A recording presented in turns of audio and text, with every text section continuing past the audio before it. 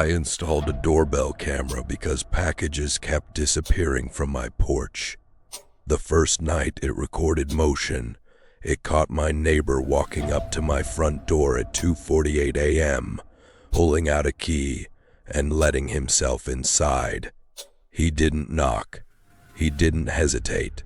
He walked in like he'd done it before. My wife and I moved into the neighborhood because it seemed safe. That was the whole point. We had spent the first 4 years of our marriage in a cramped apartment outside Raleigh, listening to people argue through the walls, smelling cigarette smoke through the vents, and carrying groceries up 3 flights of stairs.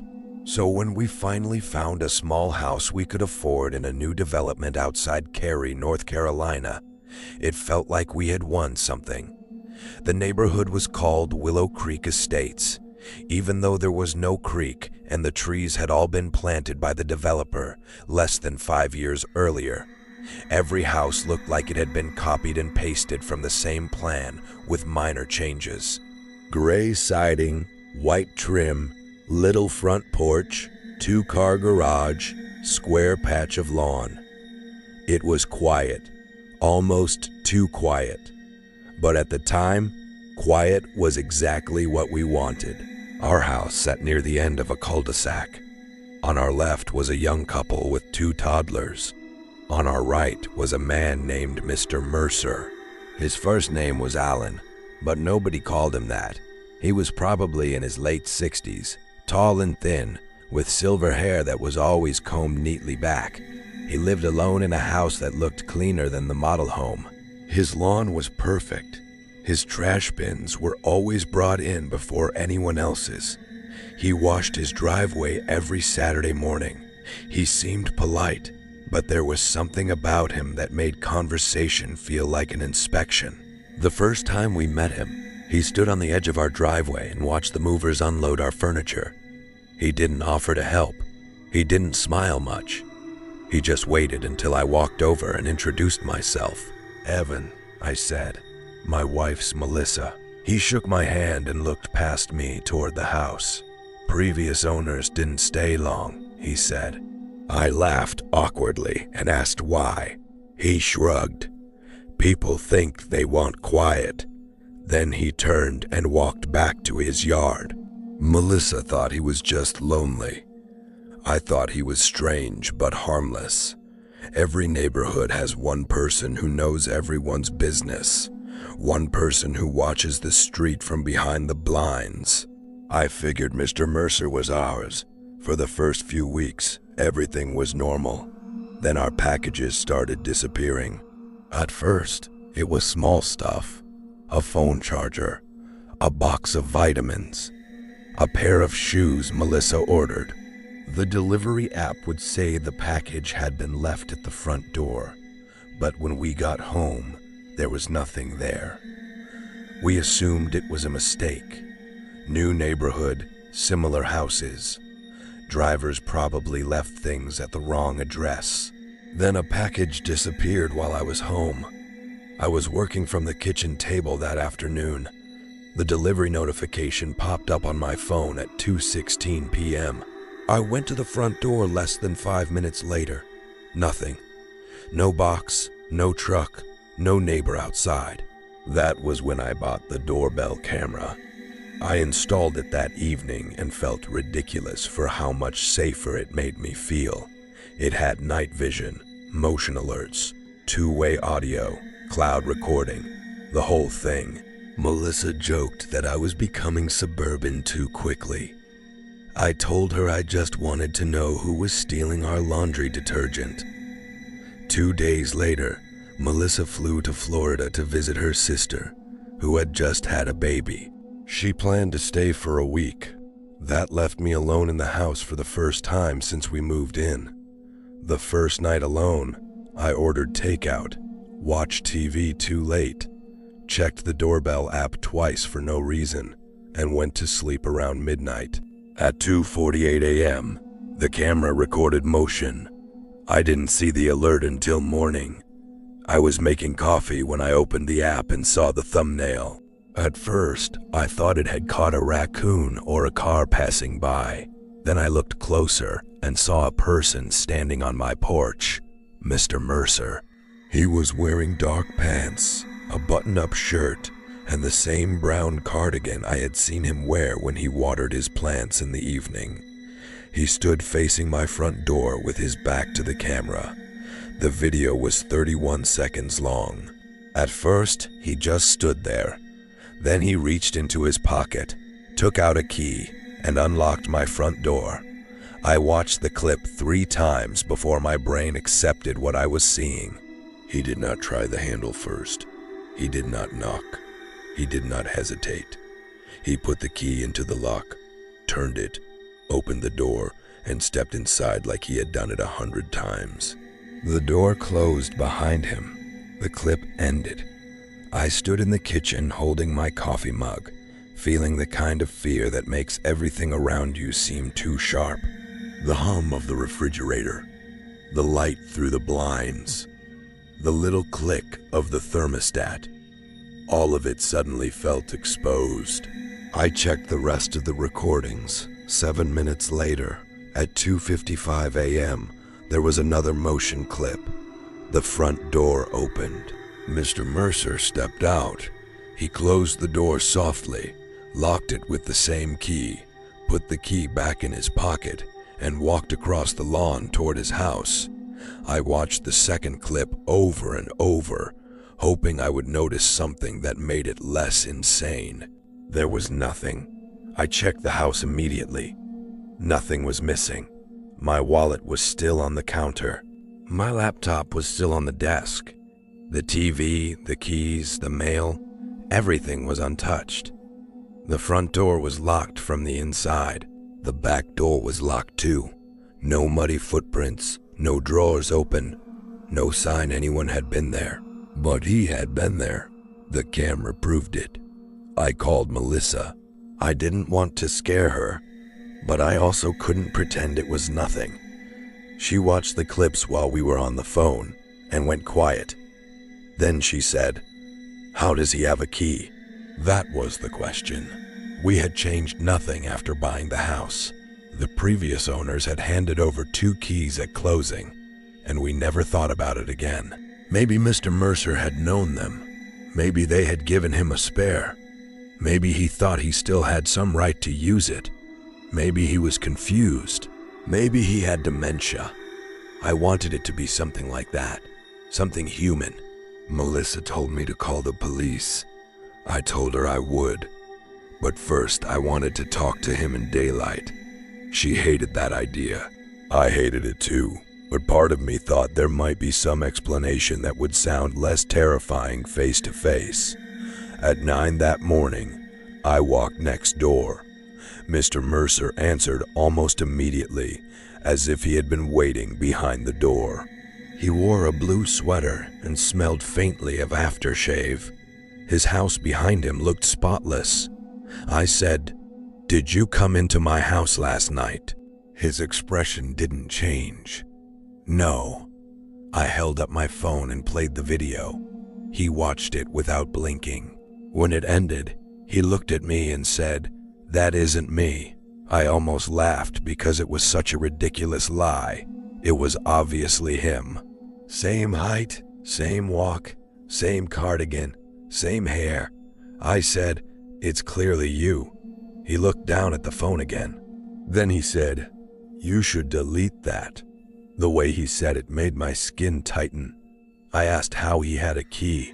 He stepped back and started closing the door. "Change your locks," he said. Then the door shut in my face. I should have called the police right then. Instead, I drove to a hardware store and bought new locks for the front and back doors. I replaced them myself that afternoon, checked every window latch, and bought 2 cheap indoor cameras. One for the living room, facing the front door. One for the hallway, facing the bedroom. That night, I slept on the couch with the lights on. I didn't really sleep. I drifted in and out, waking every time the refrigerator clicked or the house settled. At 2:48, my phone buzzed. "Motion detected." I sat up so fast the blanket fell off me. The doorbell video showed Mr. Mercer standing on my porch again. Same brown cardigan, same dark pants. He looked at the new lock. Then he smiled. It was small and quick, barely visible in the night vision, but I saw it. He reached into his pocket and took out a key. Not the old key, a different one. He inserted it into the brand new lock. It turned. The door opened. I was already standing in the living room, staring at the door from 10 feet away when it moved. That is the part I still have trouble explaining. On the doorbell camera, he opened it, but from inside the house, the door did not open. I was looking directly at it. The deadbolt stayed locked. The handle did not turn. The door did not move. But the indoor living room camera, the one facing the same door, recorded something else. I checked it later. On that footage, the front door opened into darkness, and Mr. Mercer stepped inside. In real life, I saw nothing, but I felt the temperature drop. The air in the room went cold enough that I could see my breath. The lamp beside the couch flickered once. Then the floorboards creaked near the entryway. I whispered, "Who's there?" No answer. Another creak. Closer. I backed up until my legs hit the couch. The hallway camera sent an alert. Motion detected. I opened the live feed with shaking hands. The camera showed my hallway. My bedroom door was closed, and Mr. Mercer stood in front of it, facing the door. He was inside the house. I looked down the real hallway. It was empty. On the camera, he raised one hand and placed it flat against my bedroom door. Then he leaned forward and whispered something. The audio was bad, but I heard enough. Not tonight. Then the feed went black. Both indoor cameras disconnected at the same time. The temperature in the living room returned to normal. I spent the rest of the night in my car in a grocery store parking lot. The next morning, I called the police. An officer came by around noon. I showed him the doorbell videos, the indoor footage, and the new locks. He watched everything carefully, but I could tell the moment his mind started looking for normal answers. Maybe the camera timestamp was wrong. Maybe the indoor camera glitched. Maybe Mr. Mercer had a copy of the new key because I installed the lock wrong. Maybe I had fallen asleep and dreamed some of it. But the officer still went next door. I watched from my porch as Mr. Mercer opened the door. They spoke for maybe 10 minutes. Mr. Mercer looked calm the entire time. At one point, he even laughed. When the officer came back, he said Mr. Mercer denied entering the house and claimed the videos must have been edited or mistaken. He also said Mr. Mercer had lived there for years without any complaints. Then the officer said something that made my stomach sink. He asked if your wife was still out of town. I said, "Why would he ask that?" The officer shrugged, said he hadn't seen her car. That night, I didn't stay in the house. I booked a cheap hotel near the interstate and told Melissa I was going to stay there until she got back. She wanted to fly home early, but I told her not to. I said I just needed a night away from the place. At 2:48 a.m., my phone buzzed. Motion detected at front door. I opened the app from the hotel bed. Mr. Mercer stood on my porch. He looked up at the doorbell camera. For the first time, he spoke directly into it. "You're making it worse." Then he unlocked my door and went inside. I watched the clip from the hotel room, my heart pounding so hard I could barely breathe. 7 minutes passed. Then he came back out. But this time, he was carrying something. A framed photo from our living room. It was a picture of Melissa and me on our wedding day. He held it carefully with both hands, looked at it for a moment, then turned it around so the camera could see, In the glass reflection of the frame, behind him on the porch, there was another person standing. Not me. Not anyone I recognized. A woman with long dark hair standing just over his shoulder. When I paused the video, her face was blurred, but her mouth looked open, like she was whispering into his ear. The next morning, I drove back to the house with the police officer on the phone.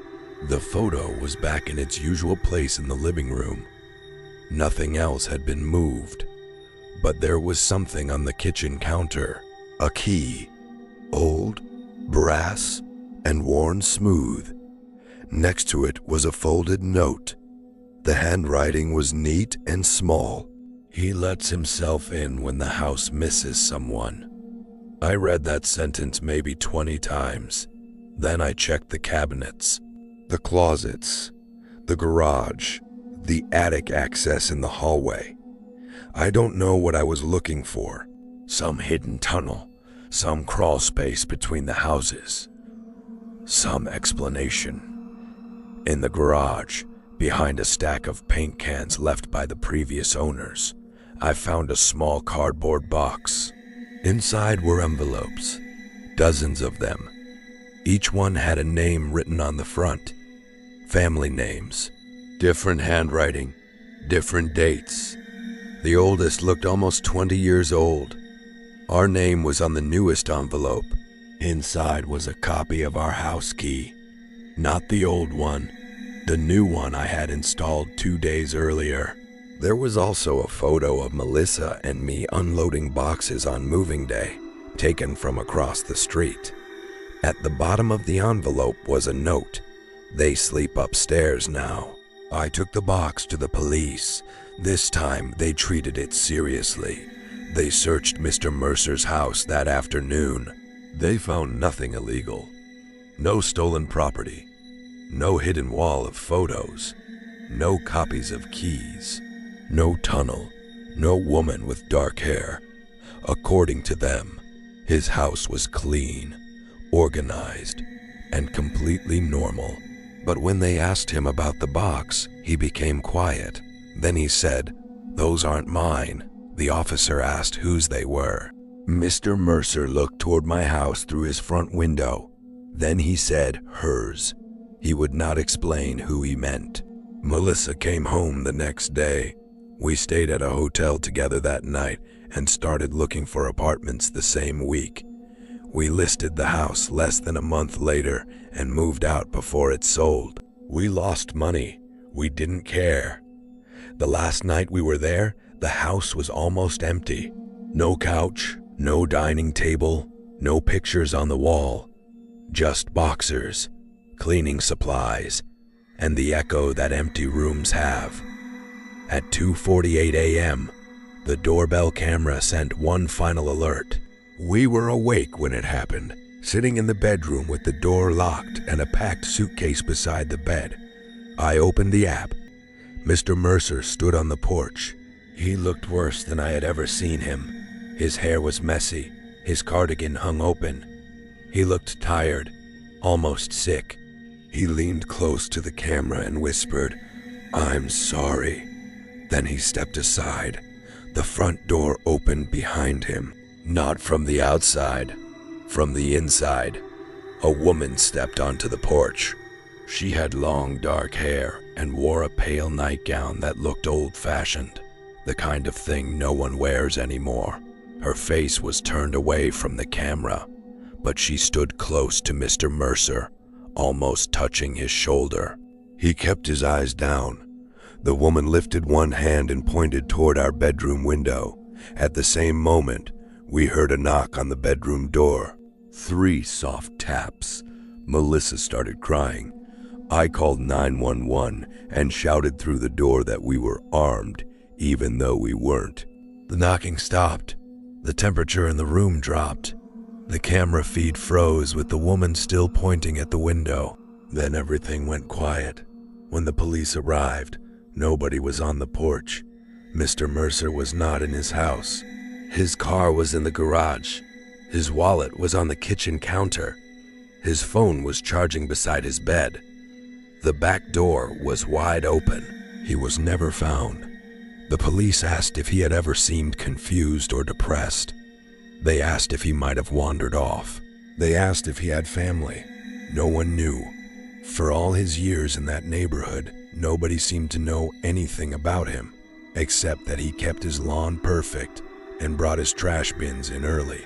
We moved out 2 days later. The house sold to a couple from Charlotte. I wanted to warn them, but what could I say? Don't sleep upstairs? Don't trust the neighbor? Don't answer the door at 2:48. The neighbor was gone. The locks had been changed again. The police had found nothing that would make sense to anyone who hadn't watched the footage, so I said nothing. For a while, nothing happened. Then, 6 months after we moved, I got an email from the Doorbell camera company. I had forgotten to remove the device from my account, and the new owners had apparently never reset it properly. The subject line said, "Motion detected at your front door." It was 2:48 a.m. I opened the clip.